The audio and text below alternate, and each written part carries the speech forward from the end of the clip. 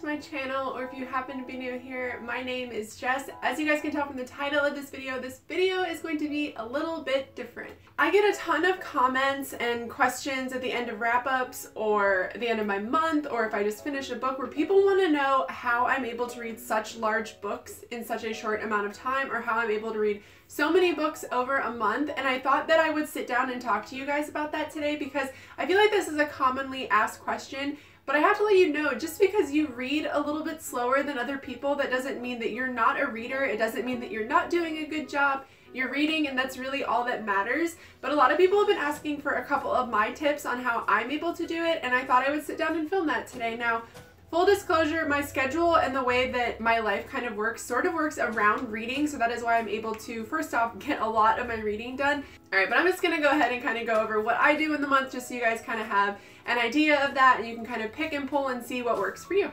So just as a little bit of backstory, just starting things off, I do read very fast. I do have a very fast reading skill. I've always kind of been like that. Growing up, because I'm almost 30, growing up I didn't really have the internet or anything like that. I did grow up in a very small village in Alaska, so I didn't really have access to a lot of things that normal people had. So for me, reading became one of my very first loves. Pretty much as soon as I could read, I was reading pretty big books from a very young age. And I think that because I grew up in Alaska, they wanted to really cultivate that, because the way that it is there is either you do like a manual labor job where you're like working on the roads or fishing or things like that, or you go into some kind of like educational work. So when they found out I had a love of reading, they did really cultivate that within me, and I thought that was very nice.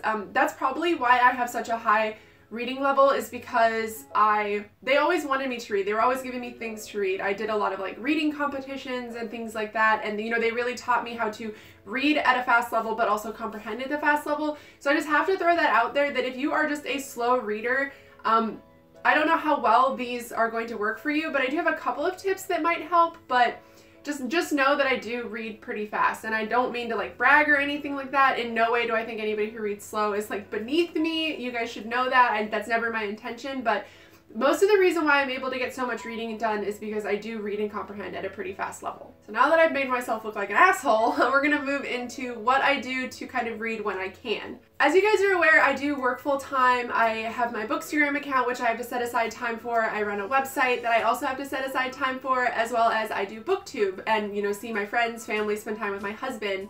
So I do kind of have to make time to read when I can. Now, the first way that I do that is I always carry a book with me, or recently I've been carrying my Kindle. I always have a couple of books that I'm reading as my primary books, and then in my bag or on my Kindle I'll have a book that I can read as my secondary book.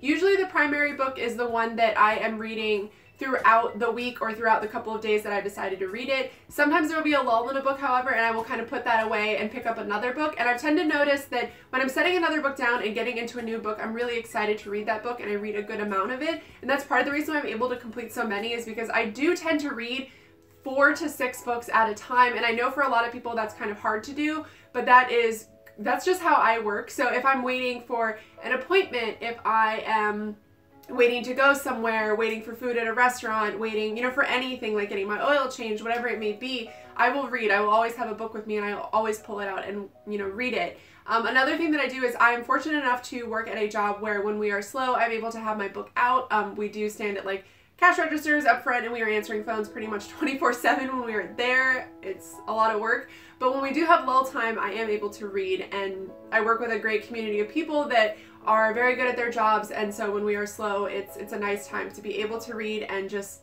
relax, and we all kind of do that. So I am fortunate enough for that. And as an example, I spend a good, on average, our shifts at my job are about 9 hours. They go anywhere from 9 to 11 hours. So that is a good chunk of my day that normally when I am working, I still have time to read. So that's why I'm able to read a lot of the books that I set aside to read during the month. I genuinely really like my job for that. I really like having the ability to read when we are slow. I know a lot of places don't allow you to do that. So if you are at a job where they don't allow you to read, or you don't have time, you can try to read on your lunch breaks, on any kind of other breaks that you get, things like that, because at my job we don't get lunch breaks. We just get like little 15-minute breaks, so I don't really read during that time. I'm just trying to like relax.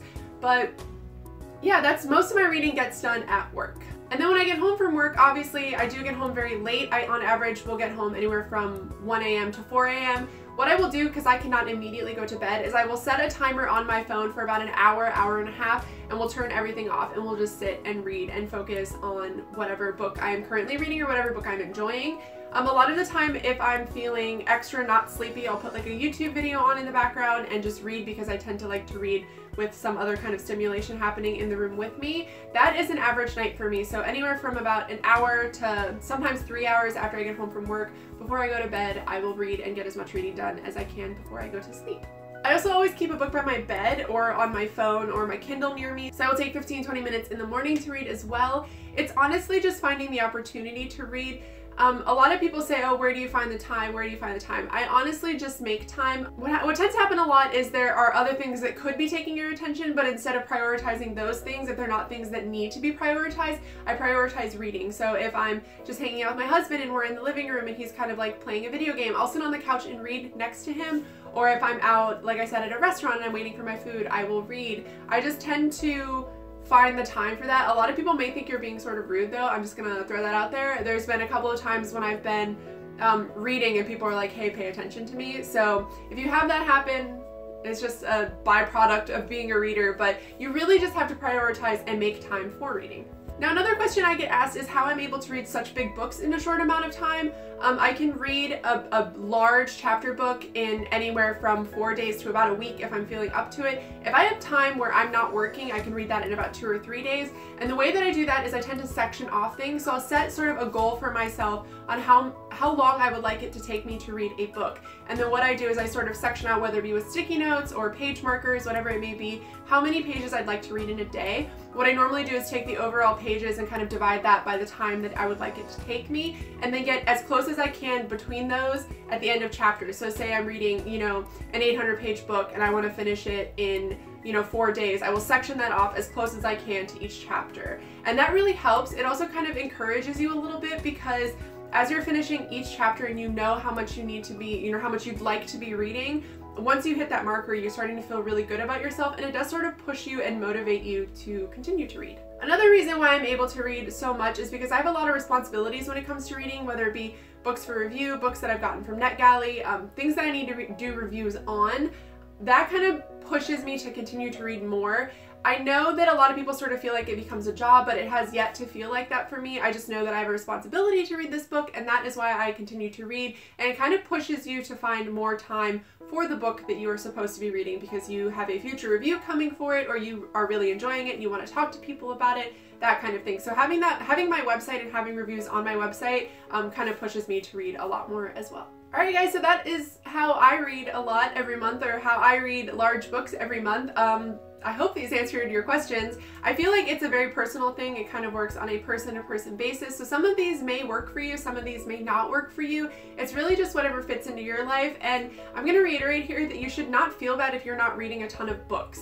No one should feel bad about that. I know a ton of people who don't read at all. One of my best friends from a long time ago, her favorite book was a Dr. Seuss book, and it happened to be one of the only books that she's ever read for enjoyment, so outside of school and things like that. So you have to take into consideration, if you're a student and you have like reading that you're required to do, you're not gonna have time to read a whole lot of the personal books that you want to read. But I hope this was at all helpful. I don't know if it will be. Honestly, it could just be a giant waste of time, but a lot of people have been asking sort of how I manage to read, so this is really just my story on how I'm able to read what I'm able to read, and hopefully this does help some people. But I hope you guys like this video. If you do, please give it a thumbs up and don't forget to subscribe, but I will see you guys in my next video. Bye!